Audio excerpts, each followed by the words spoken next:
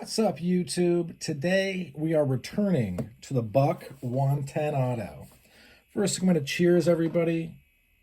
This will be published going out tomorrow, which is Friday, so we'll drink to that.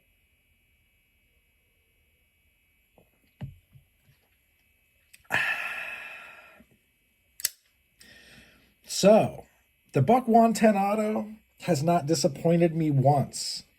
There have been no misfires, and I have even noticed that this thing, even if it were to get caught on something, it's still gonna, from here, it'll lock.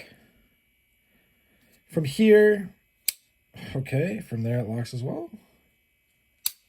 It's just super easy to lock out, where, say, this guy, from here, if it doesn't fire out, if it hits something, you're going to have to snap a wrist, which isn't necessarily a big deal, but not necessarily is functional. I see that as a little bit less functional, a little less practical. I've actually never had this misfire, not even once. I'm just thinking, bigger picture, what can go right, what can go wrong. You can see the detent right there, or this, I think that would be considered a detent. Does a great job of positively affirming, letting you know, hey, this is now locked. And that is that's what I'm going for. You want to be for sure that you locked it, or else something bad is going to happen. You don't want something bad to happen. This is usable with gloves on, with gloves not on, any way you want to. This thing will fire and stick out. We got S30v, which is basically like also S35. I think they're indistinguishable, except that S35 I think is a little bit easier to sharpen. I've noticed no wear on this at all. I've not touched this up. I think I may have stropped it once, if that. This thing is just super good to go because of the design. Buck has honed this. This doesn't even really catch. The sheath has worked great. I think most sheaths will work great. And sometimes I'll just throw it into a pocket. I've not had anything bad happen yet, although it is kind of pushing it.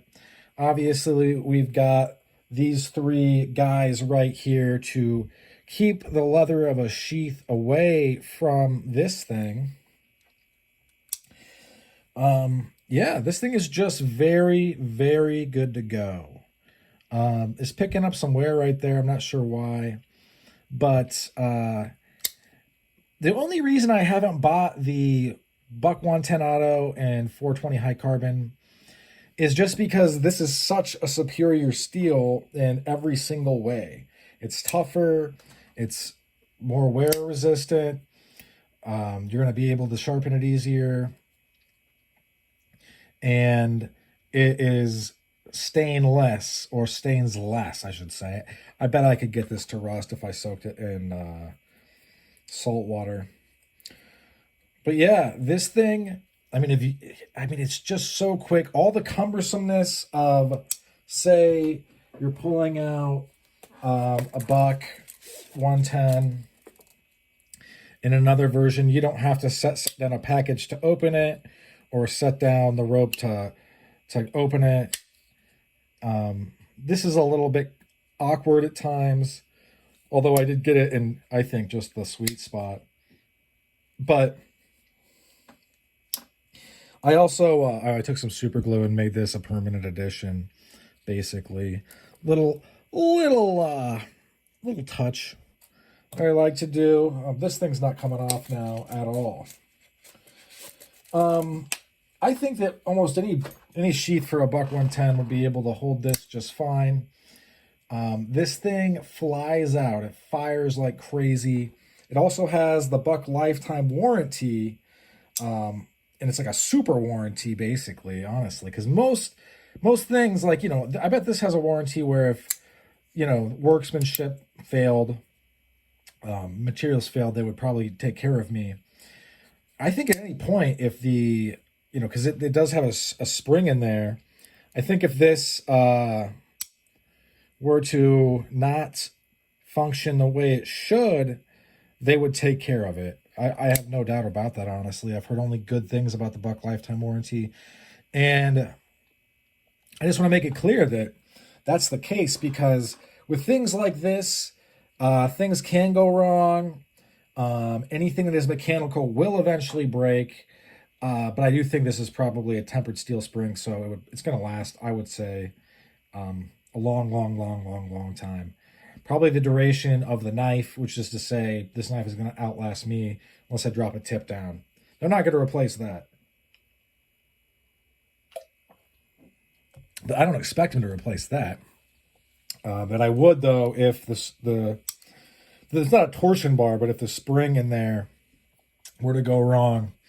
I do have I carry another spring-loaded. This is as a torsion bar. This is made in America, the US of A. It's obviously the Kershaw Leak, the one and only, and 12C27. And this is also, I mean, I use this. I carry these together. Everything I carry is spring-loaded.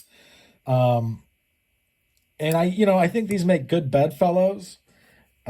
This is a little bit smaller, a little bit less intimidating, where this guy is a little bigger, a little bit more intimidating.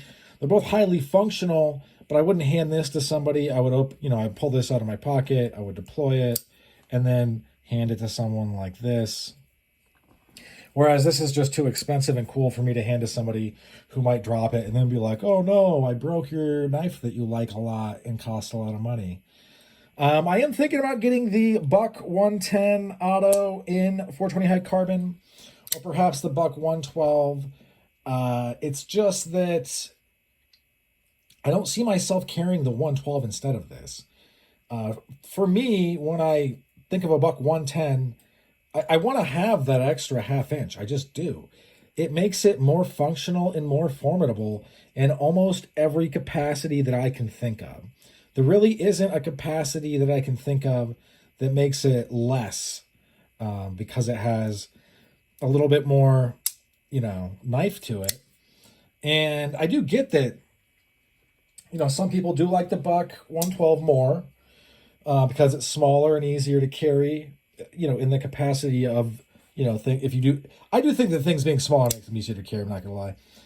But I've had this for a couple weeks now, and I love it. There is if you buy this knife, if you buy the Buck 110 Auto Elite, I can almost promise you're not going to regret it. It is a bad boy, and it's here to do work. It's got that nice hollow grind, super cool clip with plenty of swedge. It's just ballin' outrageous. And it's super cool.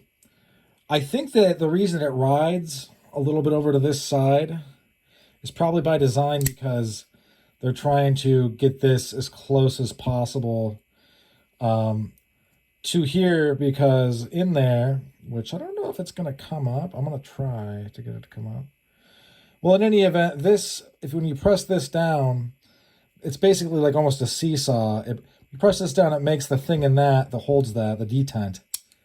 Let me make sure this is on camera. It makes the thing holding that detent come up, and it fires. And that's what you want. That is good to go for sure. So this is a killer piece. If you want it, I say get it. It functions. These are G10 scales. It functions on a level that is just, it's like the next level. Because the Buck 110 is already so, ubiquitous, a word that I grace my channel a lot with. This is just one, this is like a Hall of Famer style knife. Like, this is so good. And it's so modern. And honestly, if you live in a locale that doesn't allow automatics, how are they going to know? Unless you have, something bad happens, you have to defend yourself. But even then, I don't think they're going to charge you. But maybe, if you do something insane. But yeah, this thing, good to go. I'm going to keep using it. I'll give more follow-up reviews, but it's great. So thanks for sticking with me to the end. Hope you folks have a good rest of your night. And that's all she wrote. Bye now.